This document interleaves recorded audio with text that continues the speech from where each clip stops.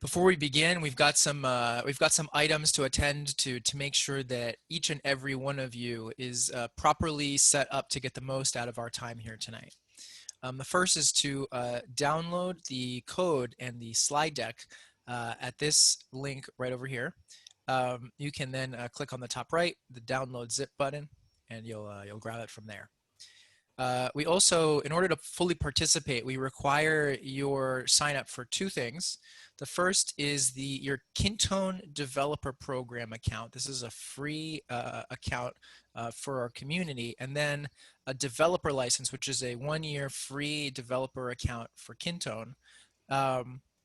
And that'll allow you to play with our tool as we walk through it tonight with you, and put all the pieces together to build this this word cloud data visualization project.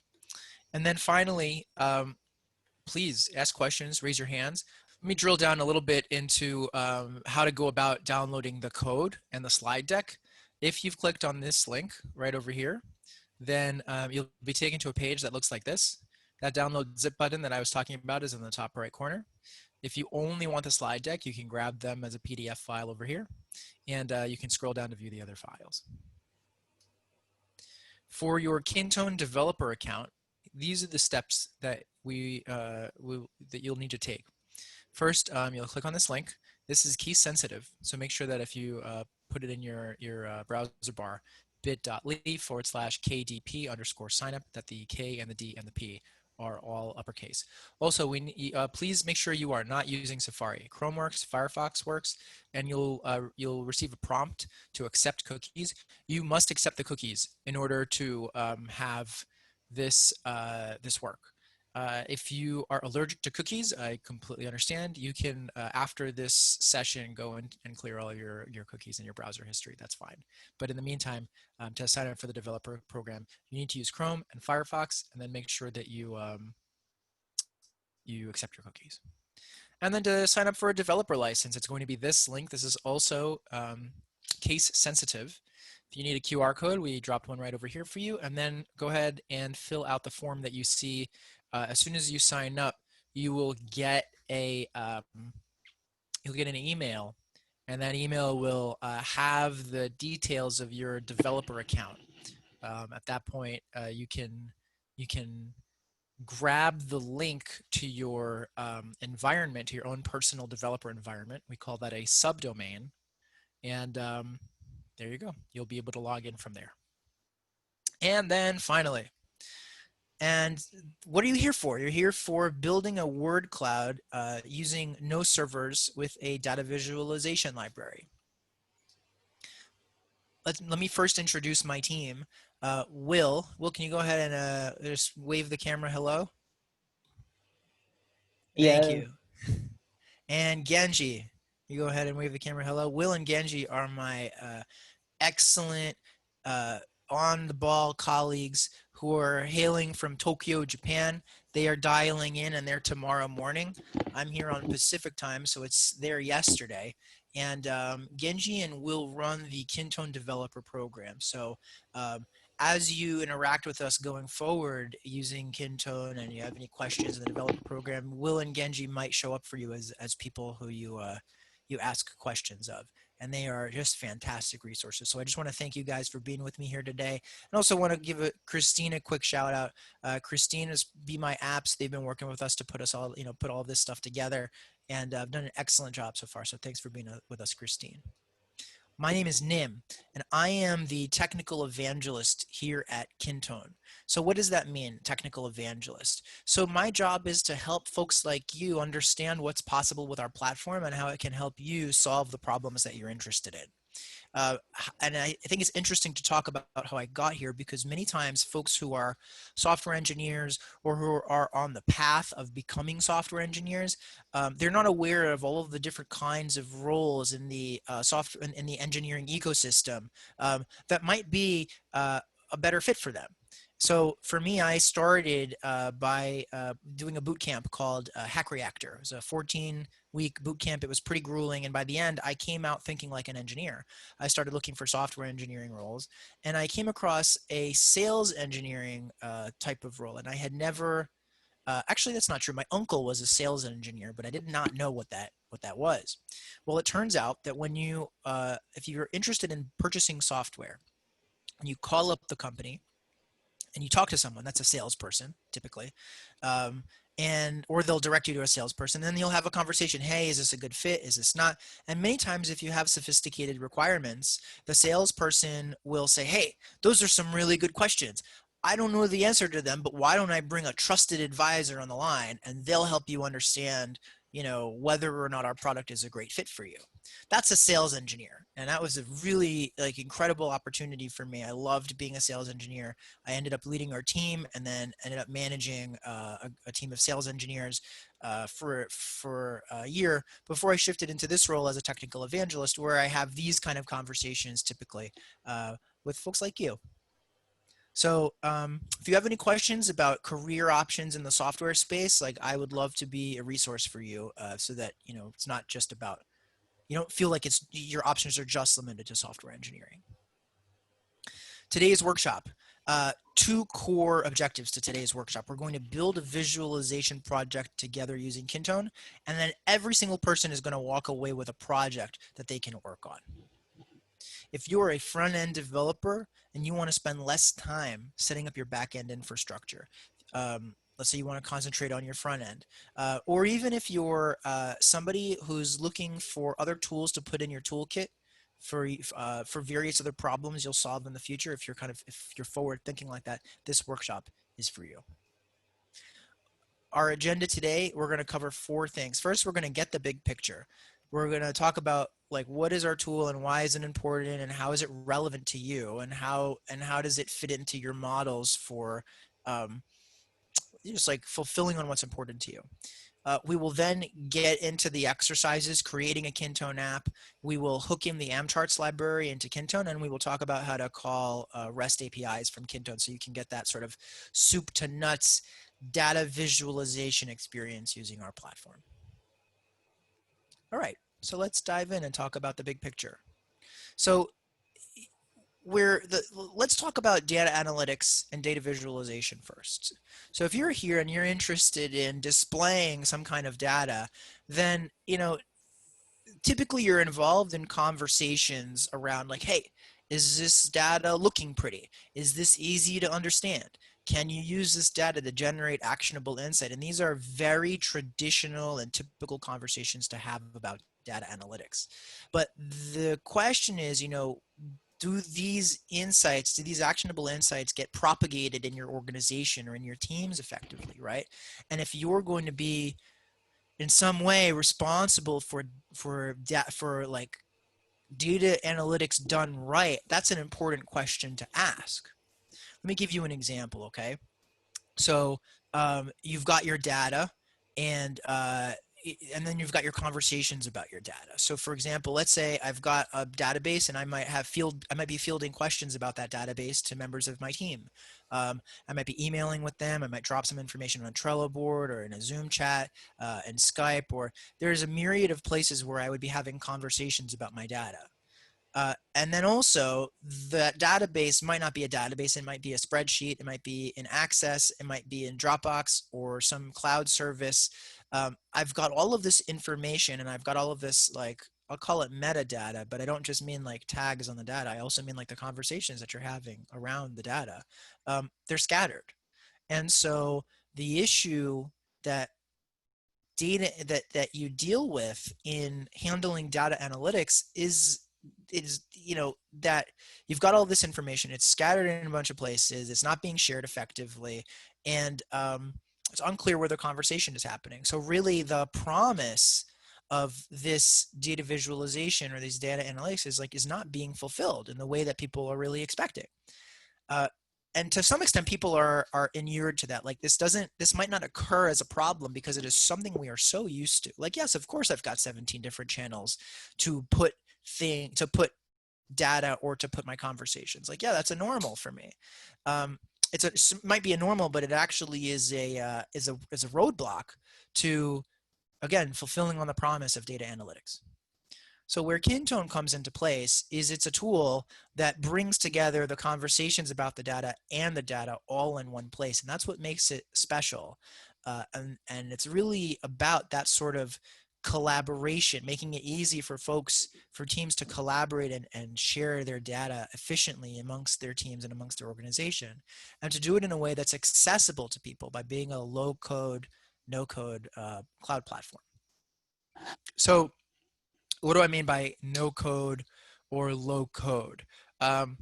Go ahead and just drop in the chat real quickly, like, no code is blah, blah, blah. Low code is blah, blah, blah. Or actually more concretely, go ahead in the chat. What is the difference between no code and low code? And if you're saying something like, well, no code has no code and low code has no code, like, yes, that's obvious. But why are these platforms like for what purpose do we have distinct kinds of platforms called no code and low code? That's what I mean by what's different about them. So take a minute or so and think about that, and go ahead and just drop that information in the chat. Why do we have a difference between no code and low code? Very good, Karen. Is it Karen, or something else? How do I pronounce your name? You can go ahead and unmute yourself.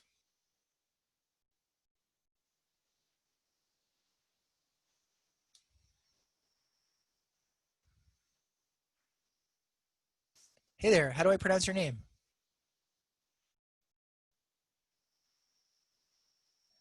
Karen, you've unmuted yourself, but I can't hear you. Can you hear us? All right, I'm going to mute you, and I'll call you Corinne, and I'm sorry in advance if that's not accurate. Microphone issues, understood. Well, then go ahead and type in how to pronounce your name as best you can. And for those, for being young, thank you for posting that. So no code, point and click, low code, non-technical user to interact with, light instruction. Cool.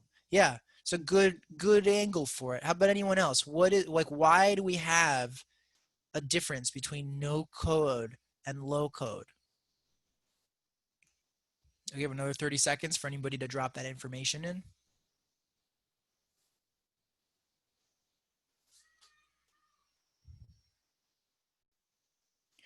All right, great. We're going to come back to that question in just a bit. So just keep that in mind as we talk a little bit more about what are the kind of benefits that Kintone brings to teams.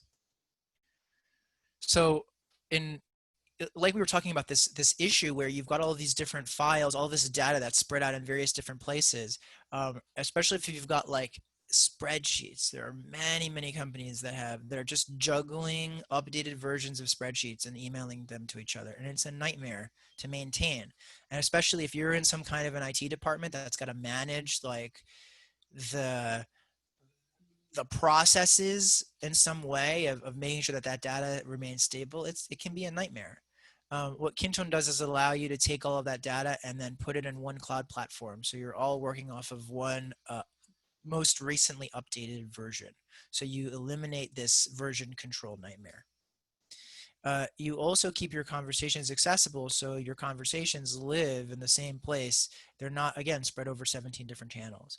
What that actually looks like is you've got a page over here, and this is literally a screenshot of Kintone, where you've got your imagine like a database record. You've got these fields with this information on the left-hand side, and then on the right-hand side, this is where your conversation about that data lives. So you've folded it into one place, and it means you've broken down barriers to effectively getting things done across teams. A lot of friction gets removed. Okay, so what that makes possible is then looping the right people in at the right time, especially in your day-to-day operational workflows. So typically workflows, even like basic stuff like handling expense reports or handling invoices, stuff that like developers probably don't want to take a lot of time to build. You can implement those day-to-day workflows in a way that allows people in different teams to communicate with each other, and then you're handing off these records so that the right people are seeing the right thing at the right time. And that's a big deal. So like the person A is assigning something to person B, who then has a different kind of responsibility. Maybe the workflow branches at a certain point. I mean, this is like very kind of business administration 101. Workflows are all over the place, and the degree to which you as an engineer or a developer can quickly uh, uh, improve on those workflows is an opportunity for you to demonstrate added value. You can also control who the data is shared with, which is of course really important so that the right people have access to the right things and only the right things. Okay, so this was the $64,000 question. What's the difference between low code and no code? So as a no code platform, anyone can create what we call apps that they need without coding. So you can spin up a product catalog, a CRM, a table for job vacancies. And we say anyone, and to some extent that's true. It really is designed to be like making accessible things that were previously only up to developers and engineers to do. What that allows developers and engineers to do then is, instead of having this gigantic backlog of dozens and dozens and dozens of tasks that don't allow the engineering department, to deliver like items of critical value because they're being asked for these minor requests that take up a lot of their bandwidth, you can now like push that stuff out to the business users, and you can say to them, hey, you know what, like, here's this platform. You can self-serve on this platform. We'll teach you and we'll train you on how to use it, or we'll support you in some way, or something to that effect. But then that allows the engineering team, or the DevOps team, or the IT team, to like really focus on the stuff that matters to the business. That's going to make a difference to the bottom line or the top line. That's a big deal. And that's what a no-code platform allows for. A low-code platform allows folks that have some kind of programming experience to spin up custom solutions real quick. So again, they can then focus on the bigger problems. This is a sea change in the developer and an engineering work experience. Is a really, really big deal. And as you're going, if you're already in the workforce, great. If you're already seeing this kind of tide impact you, great. There's this concern that no code and low code platforms will crowd out good developers. And I want to assure you that you can actually come in and provide even more value by offloading some of this stuff to capable business users.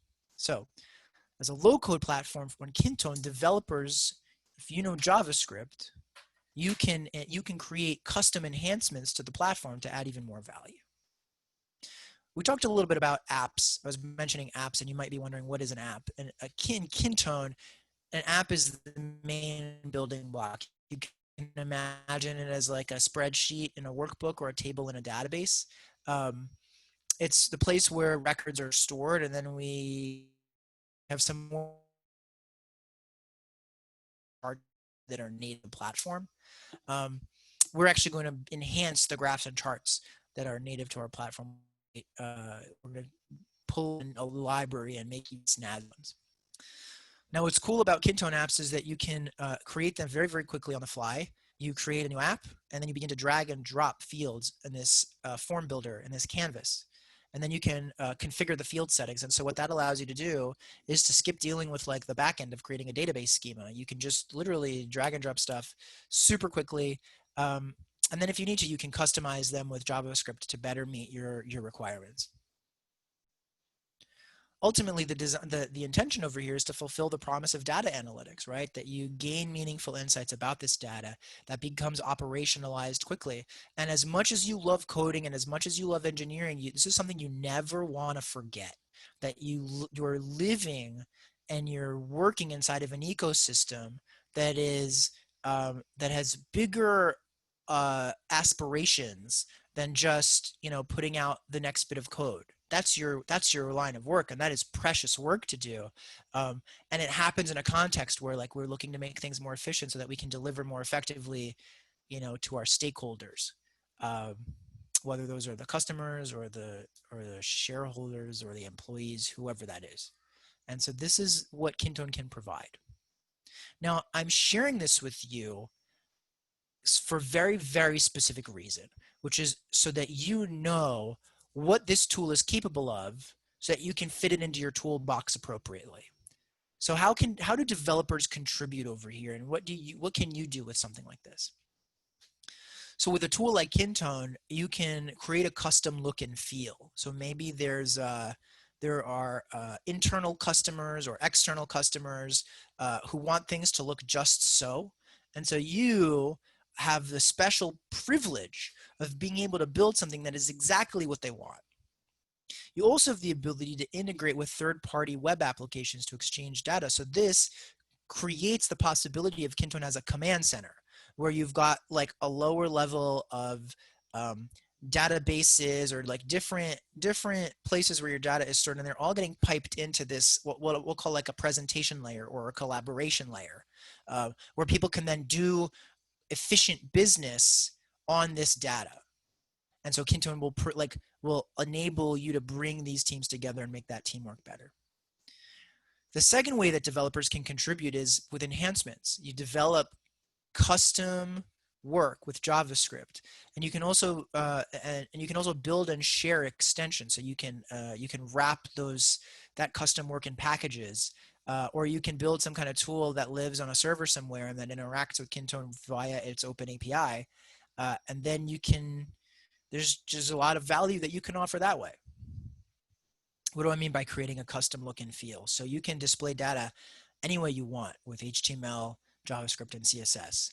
On the left-hand side, this is an example of what we call a bubble cloud, where you've got data and it's ordered in some way by magnitude, whatever the important metric is that you're measuring. You've got a visualization for, okay, if it's a really big number, the circle is bigger, and each circle is its own item, and then you can move them around in a cool way.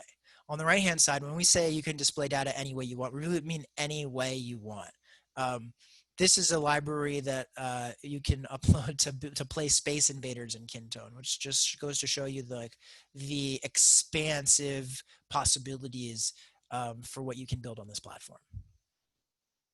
When we talk about third-party web applications, we want to talk about having all these different business platforms talk with Kintone. So HubSpot, Zendesk, these are really common tools for marketing teams or for customer success teams to use.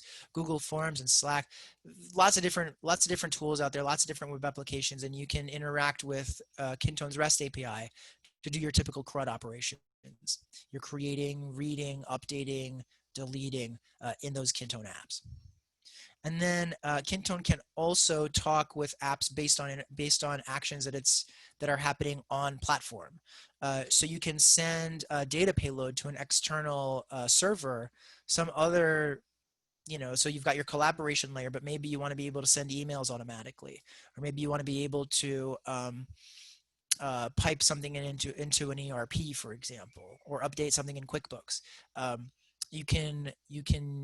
You can set up outbound webhooks inside of Kintone so that this piece of data gets sent out whenever records are created, updated, deleted, if they're moved along in a workflow, or if they're commented on.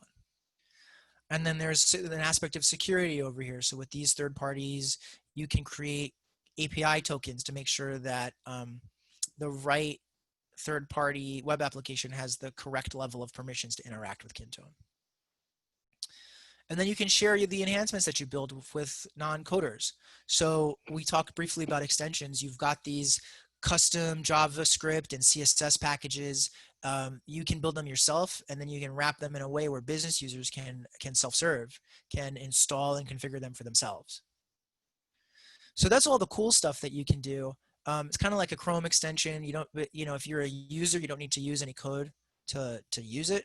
But if you're a builder, you build with code in the background, and that's where you guys come in. And then, Kintone, so kind of high level, like that's the actual stuff that you can do. For wherever you're at, maybe you want to learn more in your process of improving your software engineering skills. So you can use Kintone to keep learning JavaScript tricks. You can contribute your learnings to tech blogs. You can share your projects with the community. Or if you're interested in using Kintone to create revenue for yourself, I know many people are interested in that, you can create and sell your Kintone extensions. You can consult with firms on achieving their business goals, and then like build stuff really rapidly with Kintone, and then really focus your time on doing like heavier lifts with the code that leaving the so that you can take on more difficult projects, because the time that you have allocated for a project, you can do more stuff quickly. So that allows you to have more time for the harder things. And then you can also develop Kintone customizations for customers. Okay, so how does all of this relate to building projects with no servers? Well, Kintone can become your server for running your database. You can use Kintone to essentially create your databases with its GUI, and then it allows you to concentrate on the front end work. Okay, so that was a lot of information, but I feel it's very important for you guys to understand like why you would even care about a tool like this in the first place, as well as like what are some of the models that you're encountering if you're already in the business world, what might be coming at you that maybe you don't have visibility into, and it might be important for you to be strategic around, so like, oh, okay, these are our opportunities, these are our threats. Or if you're not currently in the business world and you want to and you're looking for a way in, or if this gives you really important context. Okay, so when we talk about Kintone app, again, we want you to think about like a lightweight database, like a spreadsheet in a workbook or a table in a database. Here are some examples: CRM, expense reports, company FAQs. You imagine it, you can probably build it. And if you've already been introduced to Kintone, then then I invite you to create a new kind of app that you've never built before. You can go ahead and build something that's related to your hobby. And the excuse me, the ones on the right hand side, typically you're not going to see like a board game database or a lunch database in a business environment, but it could be useful for you to just kind of think about and play with. What we're going to do next is we're going to go over the steps to build an app, and then I'll hand it over to you to build the app as an exercise. So the first thing that you need to do, if you have not done this already, is please make sure you're signed up for a developer license. If you want to participate actively, you must have a developer license, because we will be giving you things to do on your own subdomain. And if you're going to be hands-on with it, you'll need a developer license to do that. If you don't have a developer license, please go ahead and message Genji or Will, and they'll get you taken care of. If you have signed up for a developer license but you haven't activated it yet, please make sure to check your email. You can also check your spam. It's very, very rare that this email lands in spam, but it does happen. And then you'll look for an email that says one more step for your developer license. To log into your subdomain, you will have put in some string as your subdomain. It could be genjiisawesome.kintone.com, or williscool.kintone.com, whatever it is. That first part is your subdomain. You will have put this in when you filled out that initial form. You'll set an initial password, and then you'll be presented with this screen, which is it allows you to go into the administration. You're actually going to go straight into Kintone by clicking this button over here. And then the first thing that you'll see is this portal. Okay, this portal screen, this is the first thing that you'll see when you get into Kintone, and you can imagine it right now like a blank canvas. Okay, when you start building stuff on the portal, it starts to take a life of its own. You get to see graphs and charts. You get to see important apps over here, just different places where you can have conversations. All of that gets put right front and center for you. But for now, it's empty, as you should expect, because this is a new subdomain. And we're going to start filling it. And we're going to fill it with our first app. So what'll happen is, and I'll turn this over to you to do later. Certainly, if you want to follow along, you're more than welcome to. But just know I'm going to give you guys time to do this exercise. We're going to create our first app. And to do that, we'll click the plus sign over here in this apps section. Okay. Now, once we do that, we will be taken to page called the Kintone Marketplace, which is not a very good term. It's actually more of a library. This is the place where you can create an app from scratch, upload an app from CSV, which we will do later, or use pre-existing free templates. What we're going to do now is create an app from scratch, just so you can see how it's done.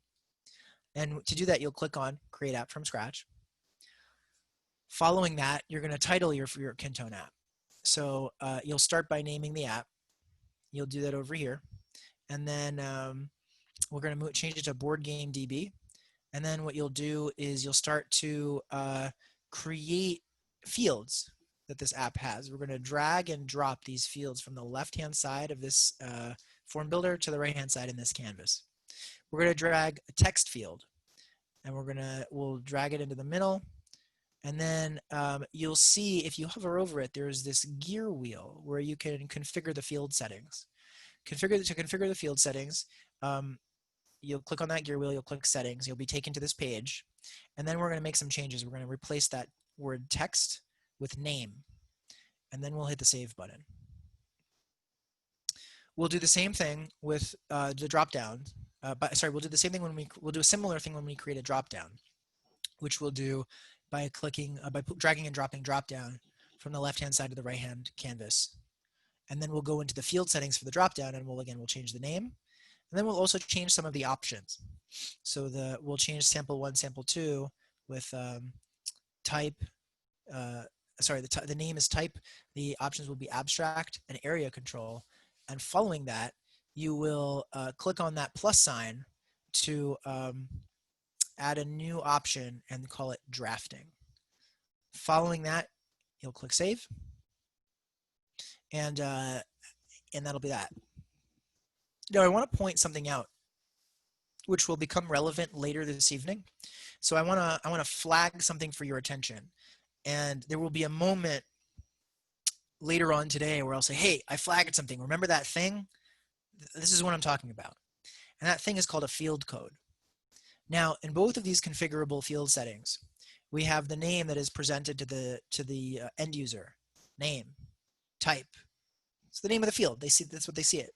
But there needs to be some way of guaranteeing uniqueness on the back end. And so we have field codes for this. The field code is what Kintone uses to uniquely determine the specific field. And so on the back end in specific places, we will use field codes to refer to this particular information. This will be important because as we go later into the code, you might read the code and say, where did this thing called text come from? Where did this thing called dropdown come from? And the answer is it came from us setting the field code right here. Now, in this particular case, we're not actually setting the field code, or rather, we're not making any changes. There were default field codes and we're going to keep them. But this is what we will be talking about.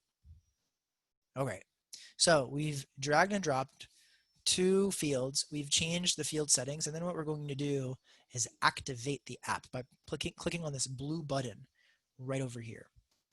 And when we do, we'll be bounced out of this this page and into the actually I believe it's here. We will be bounced into the portal where we will see the Board Game DB app, this new app that we've created. And this is awesome. Our portal is starting to get filled. And if you clicked on that Board Game DB app, you would be taken to an empty app. There's no data in here, which is exactly what you'd expect because we just created it and didn't have any data. And you can see that we've got our some fields over here that are already in the what we call a view, which is the pane of data that we see. Now, if this data were filled out, the app would look like this. You would have in rows, like you would expect to see in a table or in a spreadsheet, you've got the columns and the rows, and each row represents a new record. If you wanted to drill down into the specifics of the record, or perhaps have a conversation about it, you would do that right over here by clicking on this blue thumbnail image. And then if you wanted to create a new record, you would click on the plus sign. You can access the app settings by clicking on that gear wheel. Okay. Now this is in your hands. Please take the next few minutes and follow these instructions to create your first Kintone app. We'll give you guys, let's say, 7 minutes. Go ahead and take it away. So now that we've created our first Kintone app, now notice we're laying on, like we're building something, right? So our foundation, we understand like what we would be using this tool for. Now we're beginning to, we build our first app with it. The next thing we're going to do is put in that data visualization. So to do that, we're going to use the amCharts library. amCharts is a library, it's a JavaScript library that allows you to have really fancy looking charts and maps for your data visualization requirements. And so you've got cool maps like these, or like these. You've got word clouds, which is what we will be doing today, and various other types of graphs and charts that you can use. Very, very pretty stuff. Now, typically, when you're using a programming library like amCharts with JavaScript, there are a few different places where you need to hook the tool in. So first, on the HTML side, you need to create some kind of a container, some kind of a div that that like your JavaScript behavior is going to hook into. In this case, let's say, call that chart div. And then on the JavaScript side, you need to call the libraries with a scripts tag. Then you need to reach into those libraries and grab the methods and properties that you need to build the kind of chart that you want. And then you need to pipe in your data from somewhere, or define your data so that the chart has something that it can present. Now on the Kintone side, this actually gets super simplified. We can use an existing method in Kintone's API to inject HTML in just the right place. So we don't need to worry about any HTML. We can just do that on the JavaScript side.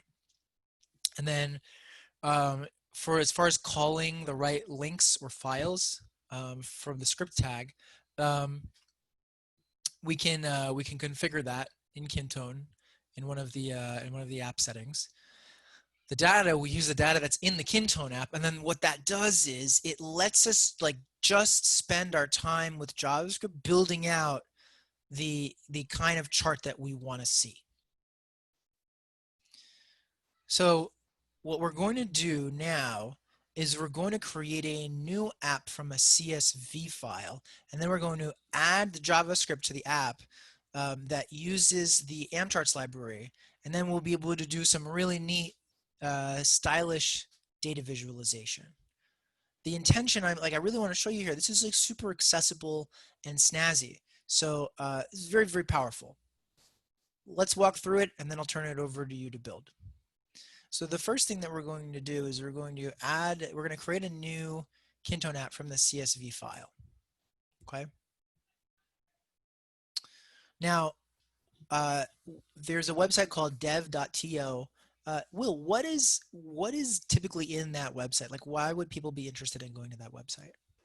The dev.to is a site which is basically a technical blog site where any developer can write about any article they want if it's related to development. Some people write ways to use new tools or introducing new JavaScript concepts, anything you want. And there's a community there that reacts to your posts, gives you likes, gives you comments, and people learn from each other on dev.to.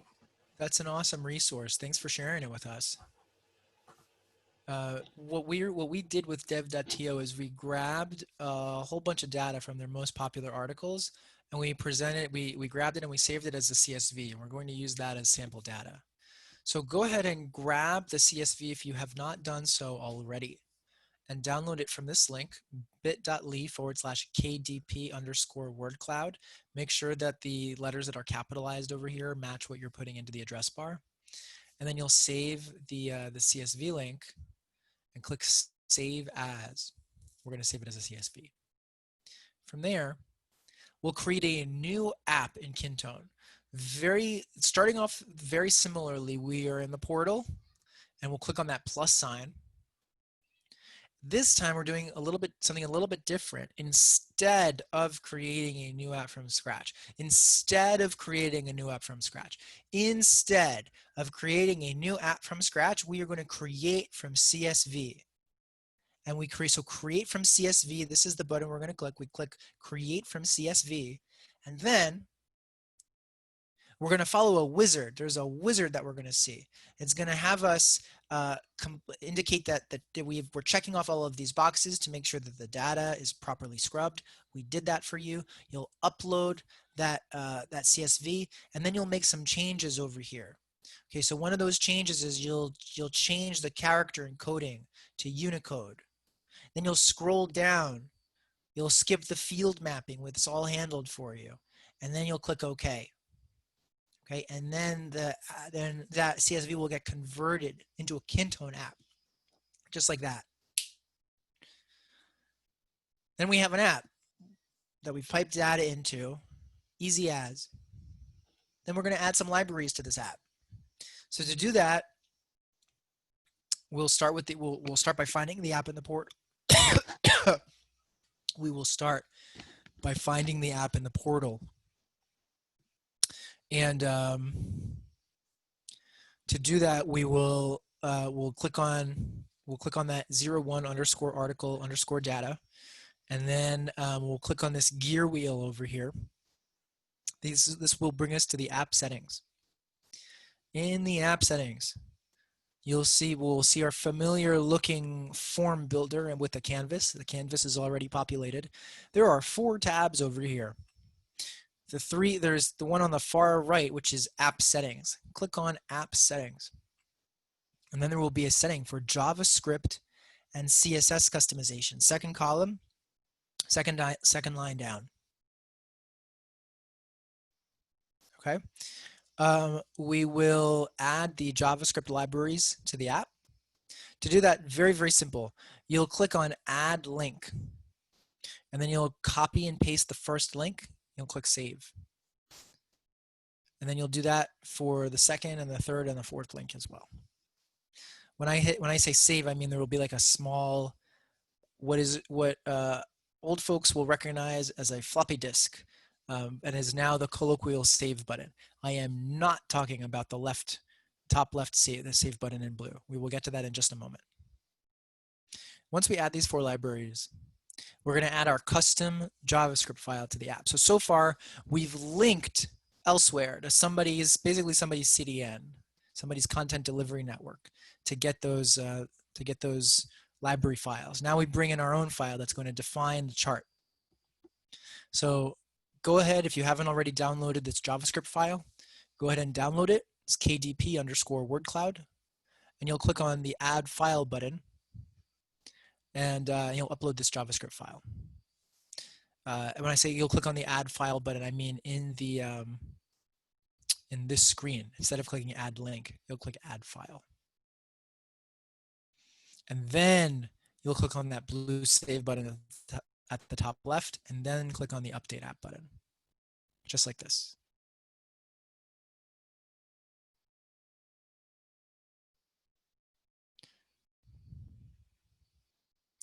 Finally, we will redeploy the app. So we've made some changes, we've saved the settings, but all of these changes have been made in our staging environment, and now we want to push to production. So to push to production, we update the app. You'll click on this blue update app button. Okay, and what should you see? You should see something that looks like this.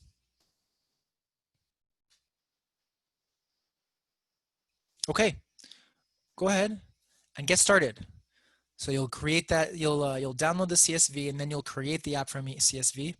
You will add the JavaScript libraries from the CDN. You'll download the custom file and you'll upload it. Then you're going to save those settings and redeploy the app. Then go ahead and raise your hand on Zoom when you're done.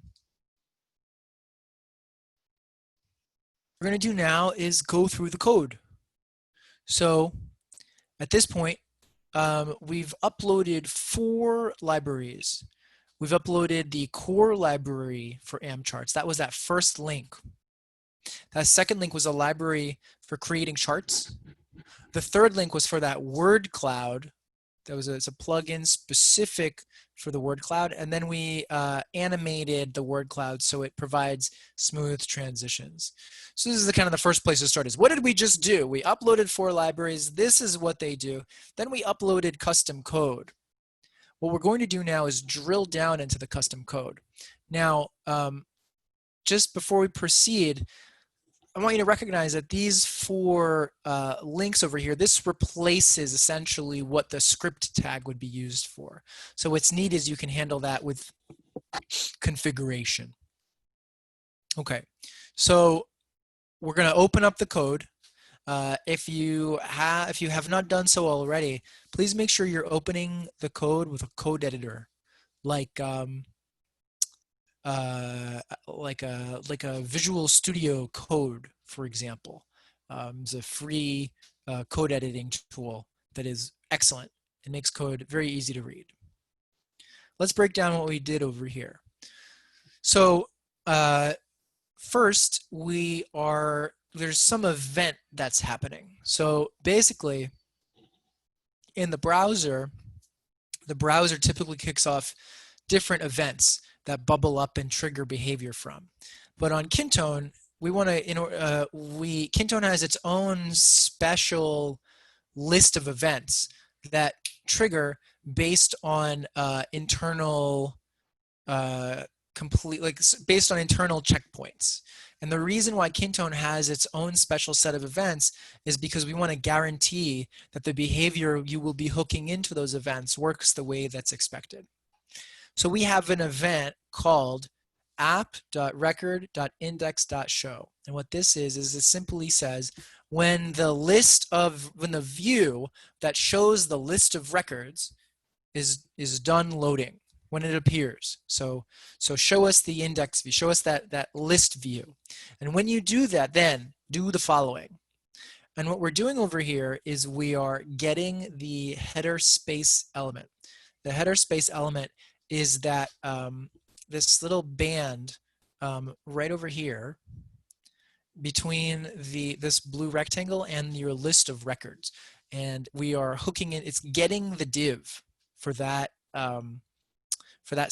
area. This replaces going into the HTML and creating a root element and then hooking your behavior into the root element, typically based on ID. So, all right, we've got this div. We're calling it space div, and we're going to set some properties to it. We're going to give it a margin, we're going to give it some height and some border, so it's going to have the dimensions that we want. And then we're going to create our chart instance. So we're going to call the chart library, and we're going to create the word cloud chart. And then what we're going to do is we're going to create a series for the chart to display. You can imagine a series as like an instance of a chart. And then we will activate the specific animated theme, which will make it look really snazzy. Okay, so then what are we going to do? We've got this series. Again, think of series as a particular instance of a chart. So we've got this word cloud, and we want it to behave in a certain way. So accuracy is, the high. So actually, let me back up a second. So what a word cloud does, for those of you who are not 100% familiar, is it will grab the highest frequency of words, and the more frequent a word is used in your data set, the bigger the word will appear in that cloud of words. So we've got a few things that we would naturally want to do, right? We want to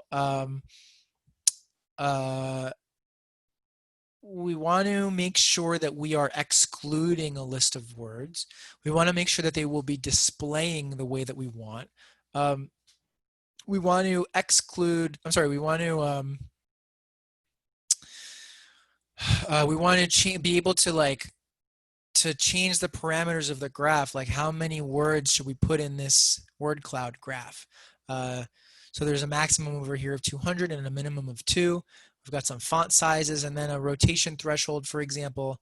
That has to do with depending on the the height of the word, and if it's bigger than a particular threshold, it won't rotate. You can feel free to go ahead and play with this number in your own code at your own time and see what how things change when you change the accuracy, which is essentially how closely packed the words are, but at the cost that it trades off with performance, and then also like the step, which is has to do with how far away a word needs to move from another word based on if the space is already occupied. So these are kind of really kind of crunchy things, crunchy settings to make sure your graph appears the way that you want. And then you can, we've incorporated colors, and then of course angles and weights and stuff. So this is all about the presentation for the word cloud series. And then I mentioned that we want a list to exclude words that are like or the or of, for example. Now in your code, this list is quite long. It's probably thousands of items in this array. For our purposes, we just need to know that this is what this is what it does. And then what we're going to do is we want to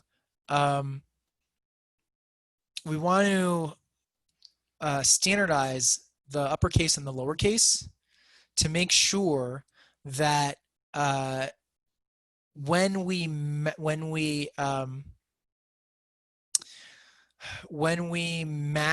that the list against the, sorry, hold on one second. What we're basically doing is we're standardizing the list to make sure that the uppercasing and the lowercasing doesn't when we match it against the incoming list of words, that the uppercasing and the lowercasing won't screw us up, basically. So we're eliminating case as an issue. There, that came out the way I wanted. There we go. And that's because amCharts is case sensitive. And then we want to be able to identify, or not identify, we want to be able to create the string that we will be feeding into this word cloud that then gets sliced and diced to get put into the cloud. So what we're going to do is we're going to traverse all of the records in our data set. And then what we're going to do is we're going to grab the value of the field called text area, and we're going to put it all into one very, very, very, very big string that is delimited with spaces. And then we're going to process that string to be able to display the word cloud. So that's what's happening over here. Is we've got that we've created this gigantic string based on concatenating, essentially concatenating, traversing all of the items in the array of records, concatenating each chunk of text with the other chunk of text with the other chunk of text until we've got something very huge that then we're going to process. Now, just a little item for you is this is using a function called reduce. Reduce is a very, very useful tool in your toolbox if you're writing JavaScript, just like map. So some people might ask, okay, well, when do I use reduce? When do I use map? Now map is used for, and we saw map over here. Map is when you've got an array of n items and you're going to transform each item, and you're gonna do a one-to-one transform of each item in that array. So if I've got an array of 100 items and I'm going to map something, I'm going to basically do a transformation on each one of those 100 items, and I will end with a transformed new array of 100 items. So that's what map does.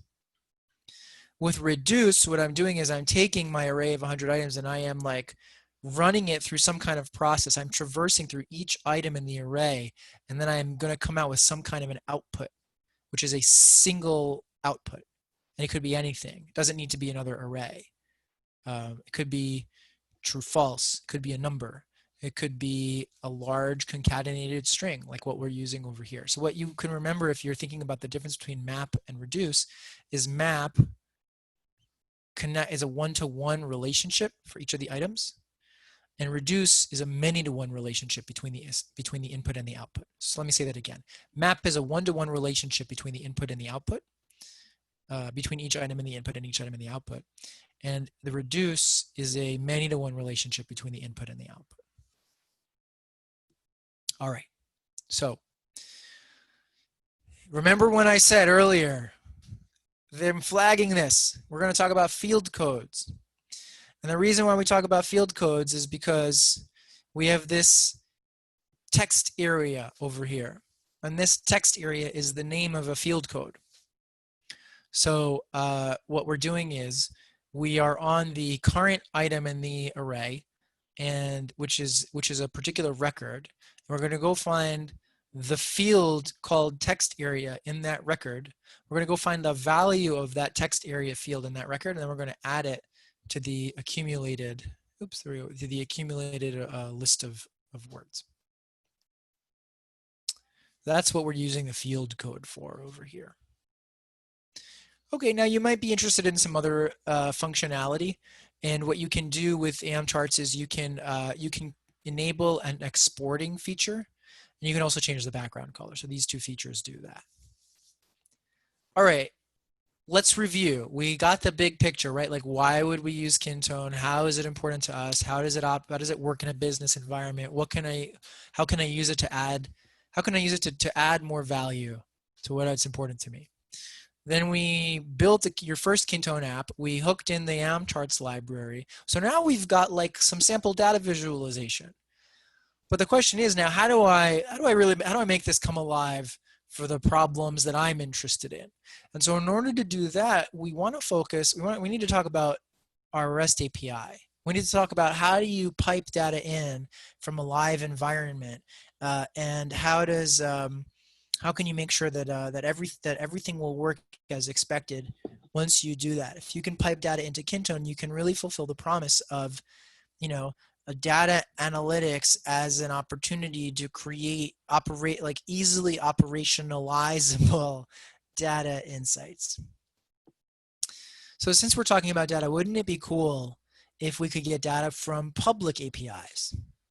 Now let's just take a quick review of APIs. So how does an API work? There we are on a client machine, like our own computer with our own browser, and we go on to google.com.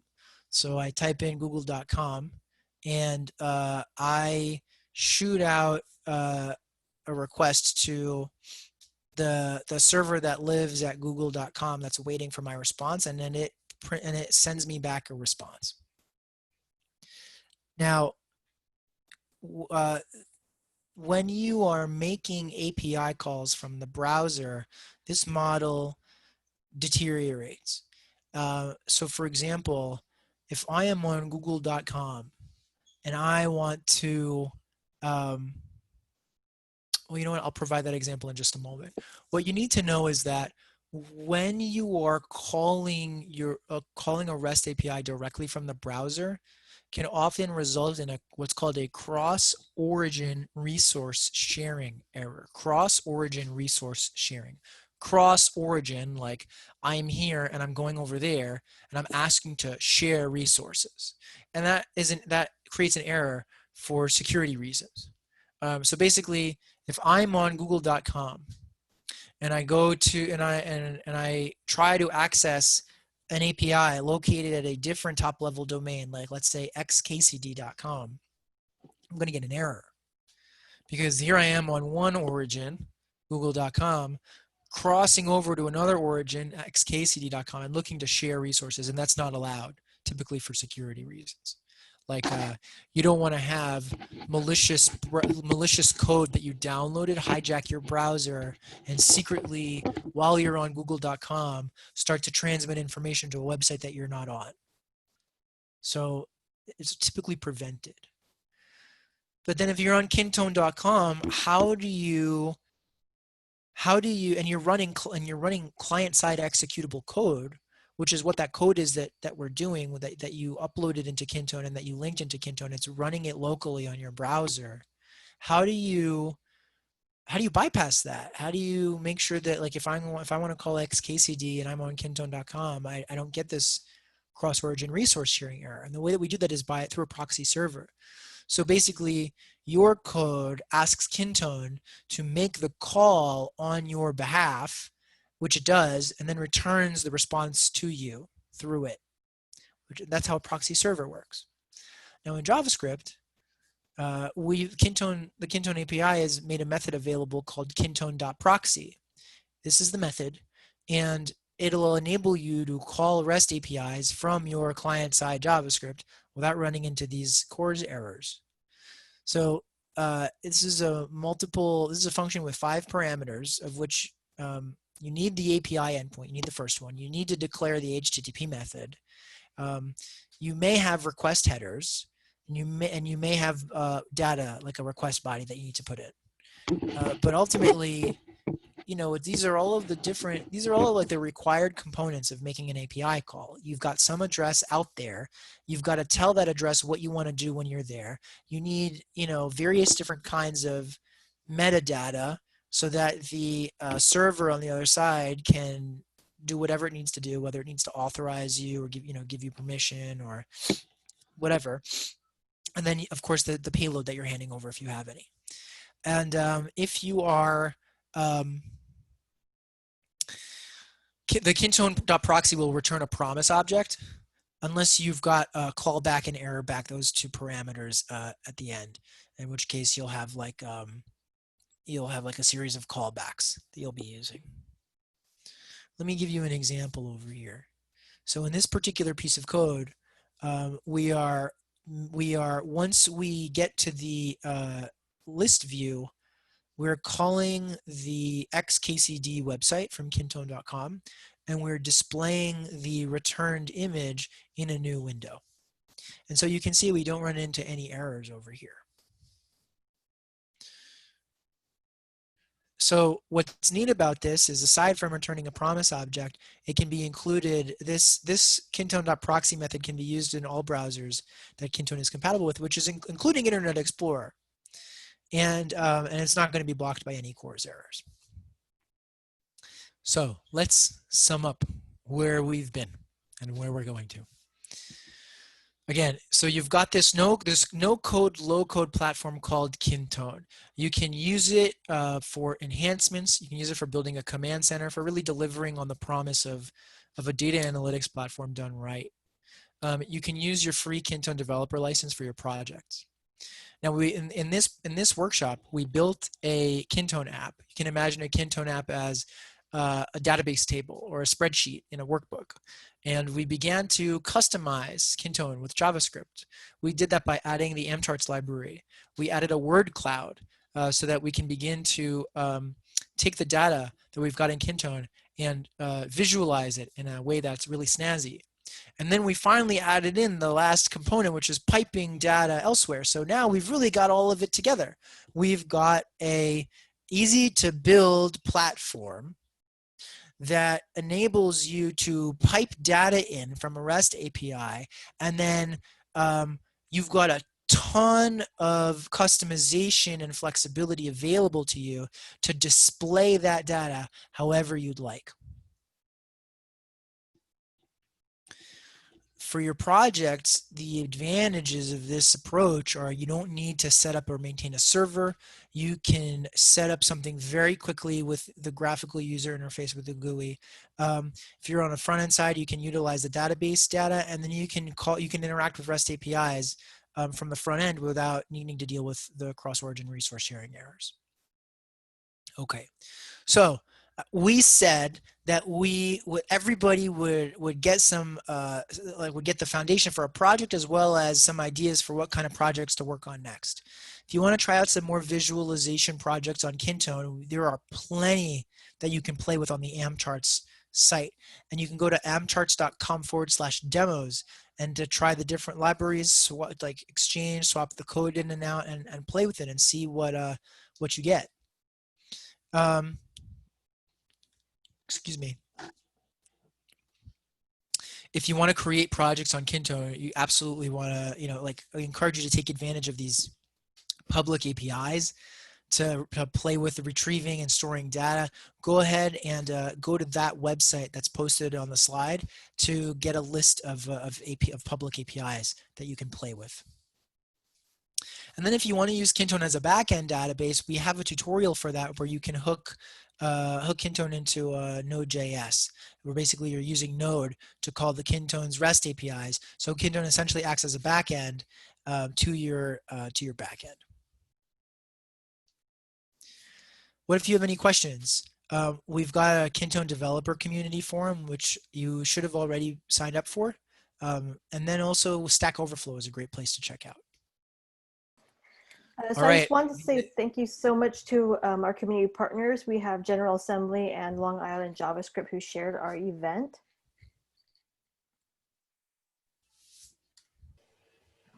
And we want to, really genuinely thank you for your time and your attention today. There are a lot of other places you could have been, a lot of things you could have done, and you chose to be here with us. We hope that was a good decision. We certainly enjoyed ourselves. We want to thank you for that.